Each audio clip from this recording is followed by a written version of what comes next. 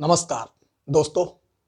आज जो कहानी मैं आप लोगों के साथ साझा कर रहा हूं वो एक ऐसे पेंटिंग आर्टिस्ट की कहानी है जिसकी कला का हर इंसान कद्रदान है, जिसकी कला का हर इंसान खरीदार है।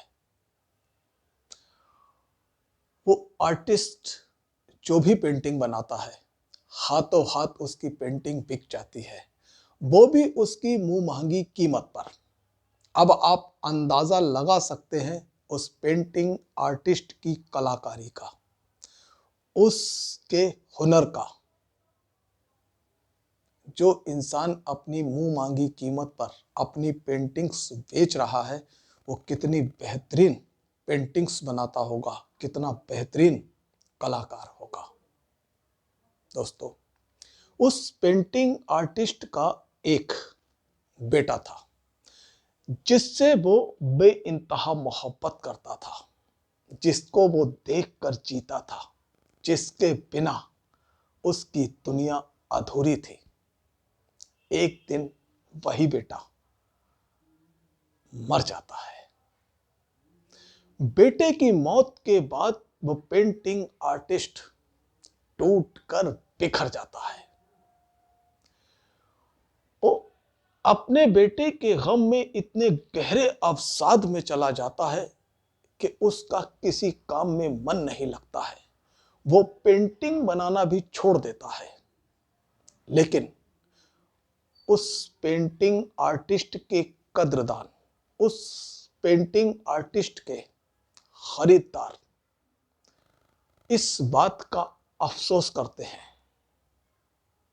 और वो उस पेंटिंग आर्टिस्ट को सलाह देते हैं कि उसे अपने बेटे के गम से उभरने के लिए फिर से अपनी पेंटिंग बनाना चाहिए।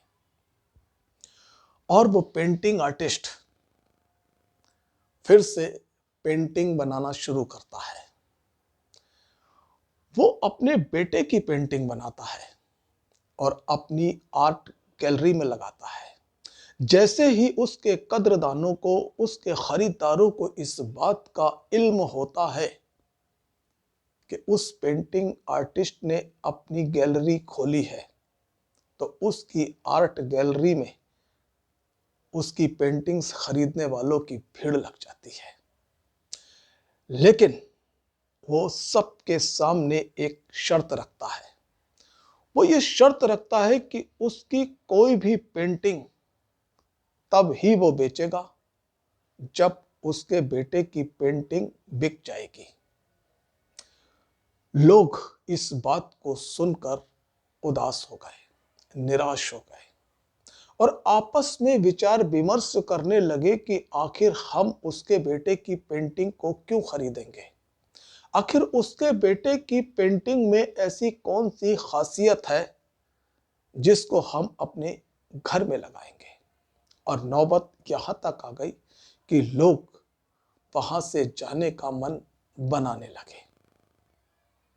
दोस्तों, उन्हीं खरीदारों में एक शख्स ऐसा भी आया था जिसने मन में सोचा कि अगर वो खाली हाथ चला गया यहाँ से और उसने पेंटिंग नहीं खरीदी तो इतनी दूर से यहाँ आने का उसका कोई भी फायदा नहीं होगा। लिहाजा उसने मन बनाया कि वो उसके बेटे की पेंटिंग खरीद लेता है। जब वो उसके बेटे की पेंटिंग खरीद लेगा तब वो और पेंटिंग खरीद सकता है। वहां खड़े और लोगों को जब इस बात का पता चला कि एक शख्स उसके बेटे की पेंटिंग खरीदने को तैयार है तो उनका इंटरेस्ट बढ़ गया। और उस शख्स ने जैसे ही उसके बेटे की पेंटिंग खरीदी, लोग उसकी और पेंटिंग खरीदने के लिए लालायित हो उठे, उसे मनचाहा पैसा देने के लिए तैयार हो गए। लेकिन उसने अपनी किसी भी पेंटिंग को बेचने के लिए मना कर दिया। उसने अपनी आर्ट गैलरी में जितनी भी पेंटिंग थी सारी की सारी पेंटिंग उस शख्स को मुफ्त में दे दी, फ्री में दे दी, जिस शख्स ने उसके बेटे की पेंटिंग खरीदी थी। लोग इस बात को लेके तरह तरह की बातें बनाने लगे। कोई कहने लगा इसका दिमाग फिर गया है, कोई कहने लगा ये पागल हो गया है, इतनी महंगी महंगी अपनी पेंटिंग इसने फ्री में इस इंसान को दे दी। दोस्तों, ये कहानी हमें इस बात के लिए प्रेरित करती है कि हमारा सर्वशक्तिमान ईश्वर हमें सब कुछ मुफ्त में देने के लिए तैयार है। उसके पास बेशुमार दौलत है हमें मुफ्त में देने के लिए।